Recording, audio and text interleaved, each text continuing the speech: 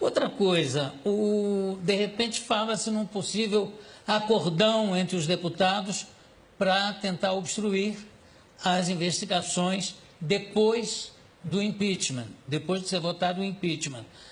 Você acha que isso pode acontecer hoje em dia, graças à divulgação via internet, via Facebook, enfim, via todos os meios de comunicação da internet? Você acha que é possível que aconteça isso, uma tentativa de colocar freio e bridão nessas investigações? Jô, é possível sim. É muito possível. Nós vimos isso acontecer em outro país, na Itália.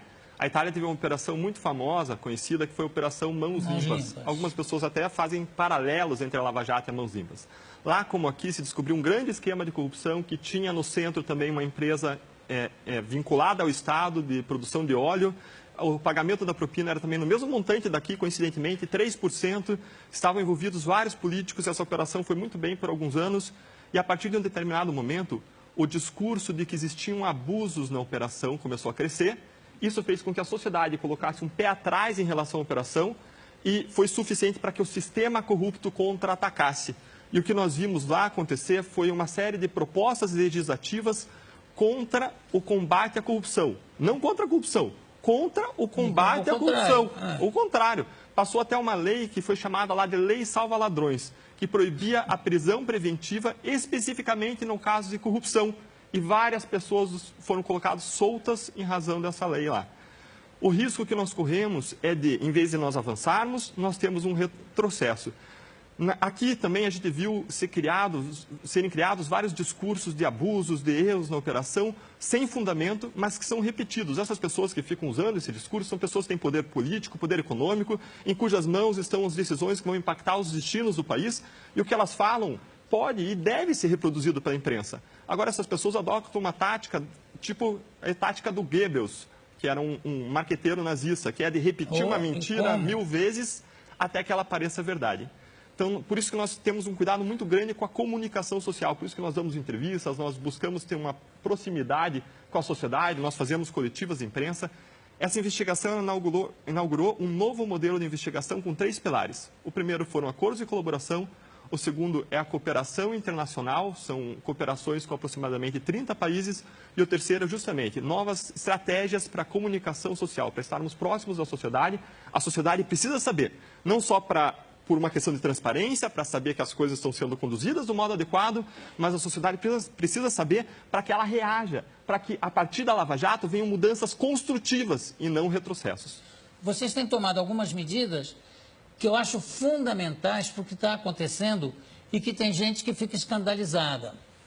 A decisão do Moro de mostrar as gravações, eu acho que isso foi fundamental para a proteção de todos vocês, né? Porque é a primeira vez que acontece isso. Você vê o ex-presidente da República dizendo o Supremo totalmente acovardado, eu não sei o que. Sabe? Sim, querida, eu vou esperar, querido, estou aqui. Isso nunca se viu. Aí diz assim, não, mas não podia ter feito isso com a presidente. Não foi feito com a presidente. Foi feito com um cidadão comum, ex-presidente da República. Por acaso, recebendo um telefonema da presidente, no caso da presidente já afastada. Você não acha que isso foi uma jogada muito inteligente de mostrar, de divulgar essas gravações? Dizer assim, olha, está aqui, não estamos inventando nada, nem estamos perseguindo ninguém em particular. Não foi uma medida de grande proteção que vocês tiveram? Essa liberação dos áudios, a autorização para a publicidade dos áudios, foi uma coisa que nós pedimos ao Ministério Público em razão de um princípio geral de publicidade que vale para tudo, salvo as exceções legais, salvo casos excepcionais em que as coisas devem ser mantidas sob sigilo, mas como regra as coisas devem ser públicas. E aqueles áudios, eles revelavam intenções e articulações para minar a Lava Jato. Então era a própria sobrevivência da operação que estava em jogo. Porque, veja, Jô, a gente não tem poder econômico, a gente não tem poder político. A nossa única força, nesse caso, é a força de vocês, é a força da sociedade. A sociedade, Jô, é o nosso único escudo. Por isso que, por vezes, a gente acaba ficando preocupado com o desgaste natural que acontece ao longo do tempo, das pessoas tanto vendo corrupção, por vezes elas acabam ficando como um médico que se insensibiliza depois de tanto ver sangue. Nós, brasileiros, não podemos perder a nossa capacidade de nos indignar. Nós não podemos passar a ser passivos ou só reclamar, nós precisamos agir para transformar. Nós estamos tendo uma oportunidade única de mover o país, de mexer as coisas. Se nós não mudarmos o país agora, quando nós vivemos crises, nós não vamos mudar nos tempos de bonança. A Lava Jato, essa corrupção da Lava Jato, teve duas causas centrais. A primeira é a impunidade. É um sistema de justiça que não funciona. Essa é uma das causas mundiais da corrupção, isso é apontado por vários estudos internacionais. O segundo problema fulcral que nós entendemos que gerou essa Lava Jato são problemas do sistema político. Nós precisamos avançar para a reforma do sistema de justiça criminal, para que ele passe a funcionar, e na reforma do sistema político.